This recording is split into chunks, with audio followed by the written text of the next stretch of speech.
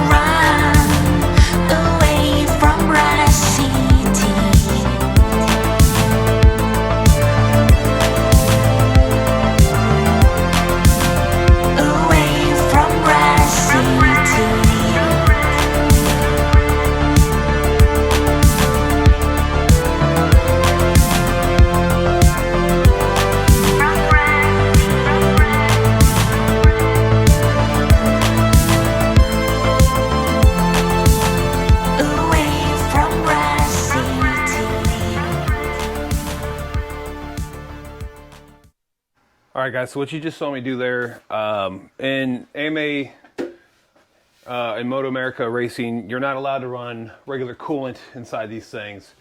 So what we run what's called water wetter. Basically it is, so if you go down on the track, you crash, your radiator breaks open, it doesn't create any really slick spots. It actually, it's water based, so basically what it does, it cools really well, but it doesn't leave a slick spot on the track if you go down and you do end up busting your radiator or it does leak fluid on the ground. Of course, you know, oil is going to be slick, but when it comes to the radiator fluid, it's easy to clean up. It's just you always use distilled water because there's no ingredients, there's no fluoride, there's no chlorine, there's no chemicals, there's no minerals in it. And you use 4 ounces or 4 capfuls, 3 to 4 capfuls per quart. So, you know, being the gallon jug, you know, use 24. And 24, holy smokes, I can't do my math. So being a gallon jug, you use 3 to 4 capfuls per quart. I use 4 just to be on the safe side. So what we're gonna do now, we're gonna flip the switch. Hopefully it fires off without any issues. I don't care how many motors I built in my life. Every time I turn that switch on and fire it for the first time, I always get nervous.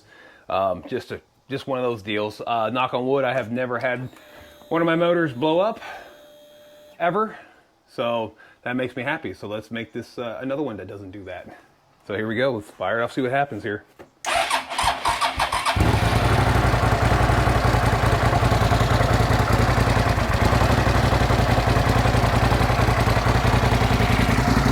Taking a look to make sure oil goes down through. Everything seems really quiet. Bike's actually really quiet. There goes the oil. Oil is going down. That's what I wanted to see. It holds like 2.9 quarts. We use Motul 300V, the fully synthetic 1040 on this. So hopefully I'll get a close-up of the Moto America tech sticker on it so you guys can see that.